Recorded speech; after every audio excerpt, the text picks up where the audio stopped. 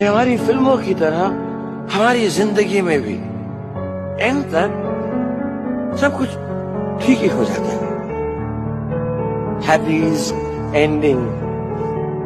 और अगर ठीक ना हो तो होती एंड नहीं।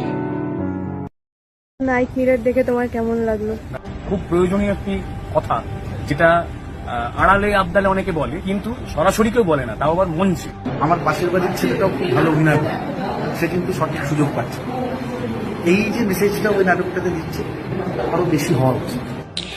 আমার মতে নাইট মিরর হলো এমন একটি নাটক যা একটা অভিনেতার বন্ধ করার জন্য হয় না। এই নাটকটির মাধ্যমে মানুষের চোখে চোখ রেখে আরো অনেক প্রশ্ন। এই কাজটার মধ্যে বাংলা থিয়েটারের ইতিহাস, বাংলা থিয়েটারের সমস্যা, সংকট, এই সব কিছুই ধরা পড়েছে এবং সেটা একেবারে সমসাময়িক সময় নিয়ে ধরা পড়েছে। প্রশ্নগুলো এবং উত্তরগুলো কারোর সাথে মিলছে কিনা বা আরো কোনো প্রশ্ন আছে কিনা সেটা তাদেরকে জানানো উচিত। সবকিছুর মাঝে নিজের জন্য আলাদা করে শুধু কথা বলার জন্য বসা হয়নি। তাই নাটকটি দেখার পর নিজের কাছে খানিকক্ষণ বসেছিলাম। এই একটা মানুষ বলছে, এরপর হয়তো আমি নিজে বলবো। এই নাটকটি অনেক কথা বলছে, যে কথাগুলো হয়তো শোনা দরকার, অভিনেতাদের বলা দরকার। पिक्चर अभी बाकी है।